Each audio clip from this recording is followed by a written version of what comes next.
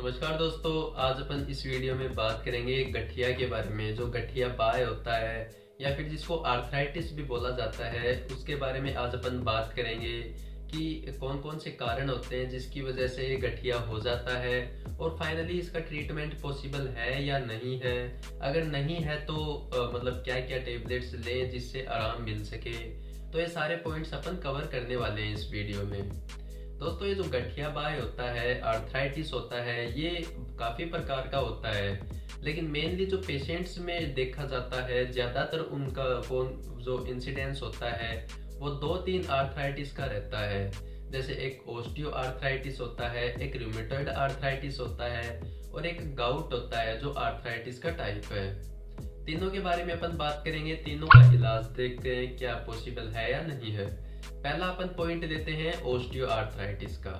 दोस्तों, ये जो ओस्टियो आर्थराइटिस होता है ये ओल्डर पीपल्स होते हैं जो लगभग 40-45 एज कवर कर लेते हैं, उसके बाद में ज्यादा देखा जाता है क्योंकि उसके बाद में विटामिन डी होता है, कैल्शियम होता है, उसका लेवल बॉडी में डिक्रीज हो जाता है कुछ हार्मोन्स वगैरह इंक्रीज डिक्रीज होने के कारण अकॉर्डिंग टू देयर एज। ये जो ओस्टियो आर्थराइटिस की प्रॉब्लम है इसमें जो जॉइंट्स होते हैं, जो जैसे नी जॉइंट हो गया या फिर जैसे एल्बो जॉइंट हो गया, ये फिंगर्स का जॉइंट हो गया, साइनोवियल जॉइंट, शोल्डर जॉइंट हो गया, इनमें एकदम जकड़न सी आ जाती है, दर्द होने लग जाता है, उस जगह पे लाल पड़ जाता है, धीरे धीरे थोड़ा लाल हो जाता है और बहुत ज्यादा पेन होता है उस जगह पे। तो ये जो ओस्टियो आर्थराइटिस होता है ये ओल्डर पीपल्स में देखने को मिलता है कुछ हार्मोन्स वगैरह चेंजेस के कारण। और कभी कभी ये जो होता है ये काफी बार तो जैसे ऑटो इम्यून डिजीज कंडीशन के कारण भी होता है।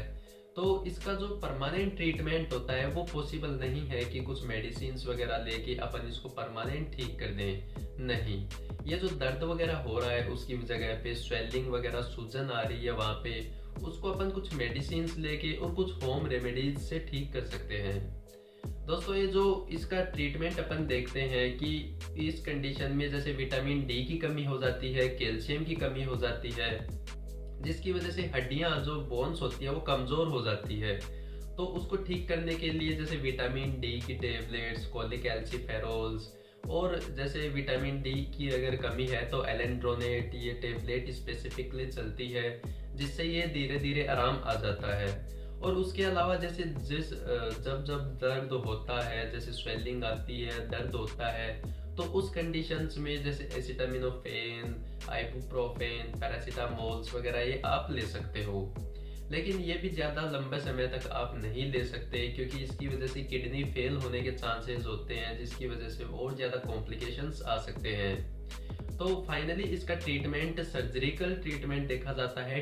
जैसे घुटनों में ज़्यादा इफेक्ट करता है तो TKR, टोटल नी रिप्लेसमेंट किया जाता है, जिसमें एक इम्प्लांट डाला जाता है, बाहर से लोहे की रोड सी आती है, वो इस जॉइंट्स में डाला जाता है जो 70,000 से लगभग 1 लाख या फिर और ज़्यादा एक्सपेंसिव हो सकता है according to the patient and their doctor.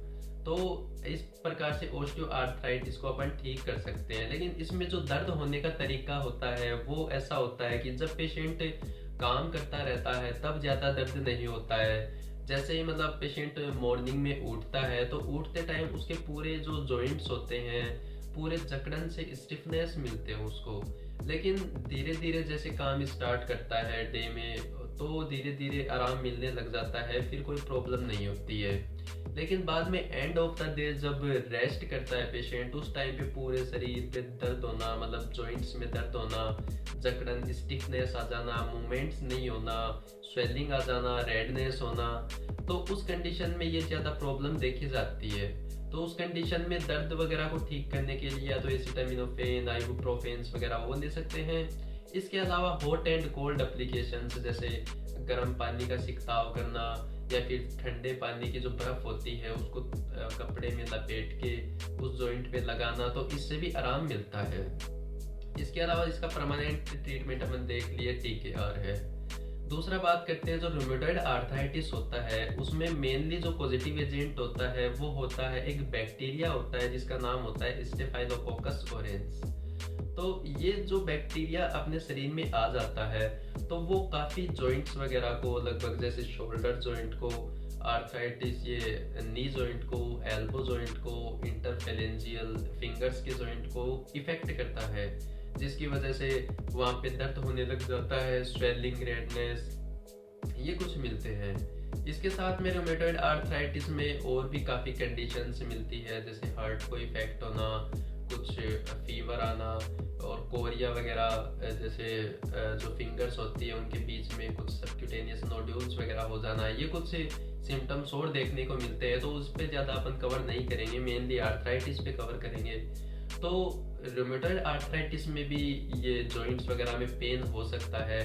तो उस कंडीशन में आप पहले डायग्नोस्टिक टेस्ट करवाएं हॉस्पिटल जाके, RH फैक्टर का या फिर RA फैक्टर का, तो उसमें पता चलता है रूमेटॉइड जो डिजीज है वो हो रही है। तो उस कंडीशंस में कुछ एंटीबायोटिक्स वगैरह चलती है जो स्टेफाइलोकोकस ऑरियंस को किल करता है, और धीरे धीरे ये समस्या ठीक होने लगती है। इसके साथ में जैसे पेन किलर्स वगैरह भी चलती है, और हॉट एंड कोल्ड एप्लीकेशंस भी देते हैं। तो ये कुछ कंडीशंस होती हैं। थर्ड अपन देखते हैं, जो गाउट होता है वो भी आर्थराइटिस का ही टाइप होता है।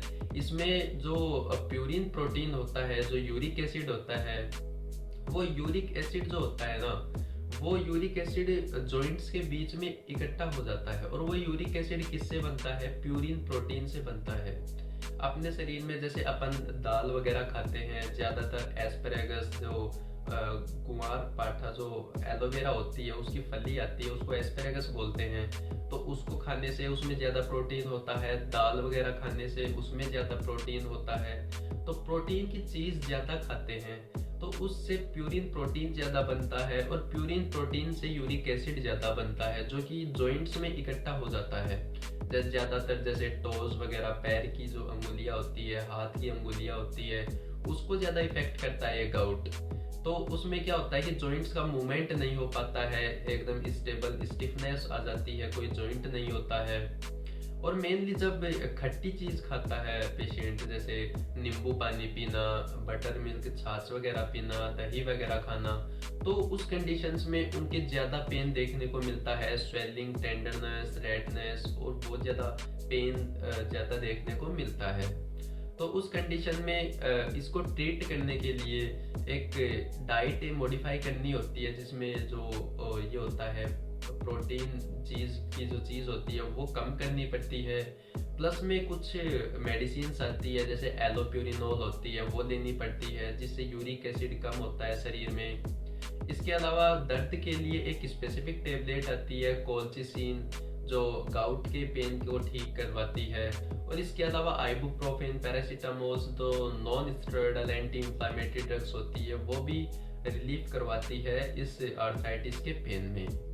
और इसका जो परमानेंट ट्रीटमेंट देखा जाता है, ओवरऑल जो आर्थराइटिस होता है इन सभी को मिला के, तो इसका परमानेंट ट्रीटमेंट पॉसिबल भी है, नॉट पॉसिबल भी है, क्योंकि इसका जो लंबा ट्रीटमेंट चलता है लगभग 5-6 साल, 10 साल तक, उसके बाद में रिलीफ मिलता है।